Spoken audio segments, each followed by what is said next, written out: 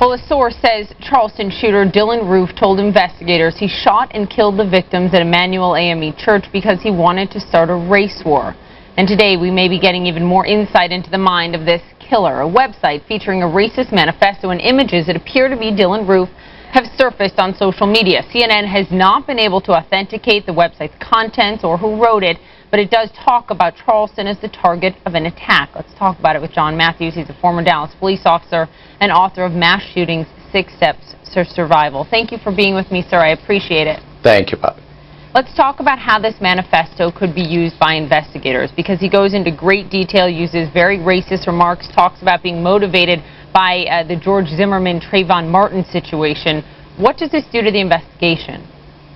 Well, I think what they're looking for is to kind of connect the dots of his planning, his preparation, to show his intent and his motive. He made it well stated. The witnesses said what he said during the shooting, but any other writings, any documents, manifestos, photographs, all of that ties into the mental state of the offender. I think it shows that he had planning, that he had purpose, that he was on a mission. I think he even used that word, that he was on a mission. Right. So this goes into the mental state of the offender and proving what he was thinking about at the time.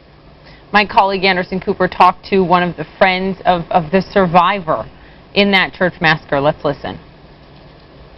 And he shot the young man. His mother was there and she witnessed. She pretended as though she was dead, that she was shot and dead, but she watched her son fall and laid there, and she laid there in his blood. And she lay there in his blood? Yes, she did. Oh, and when I got to talk with her, her entire dress was just drenched in blood. You've written extensively about mass shootings. How can a mother do that and have to live through that and see her son fall like that and then pretend to be dead just to survive? What do you make of that?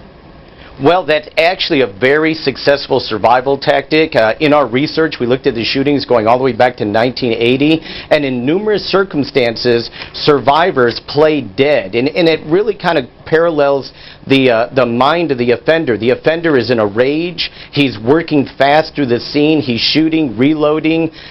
He's moving very quickly, and sometimes he doesn't even know who he shot. As a matter of fact, the person that he said, "I want you alive to tell the story," the question before that was, "Did I shoot you? Are you alive?" He didn't even know who he had shot. So playing dead can be very, very effective because that shooter is moving very quickly through the scene and doesn't pay attention to you.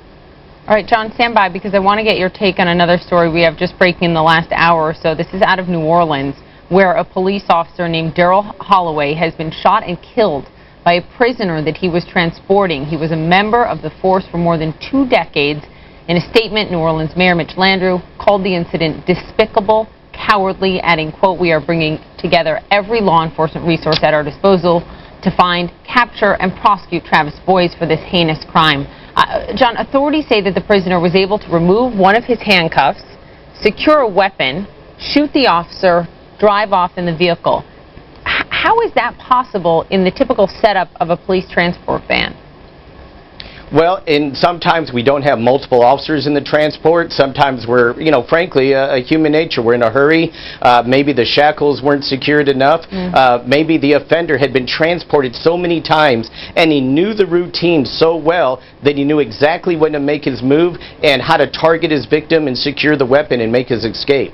So really key to have 2 officers at all times. To have 2 officers at all times to make sure that we're always diligent. In law enforcement, we call it situational awareness. And that's what we try to teach the citizens too, that even the routine jobs that we do as police officers every day, you've got to be vigilant because you can be victimized also. Yeah, it is absolutely tragic. This is a picture of this beautiful man who served his city for more than 2 decades, his life taken in an instant. John Matthews, thanks for the perspective. Thank you, Bob. Coming up next, we are following another story very closely. The man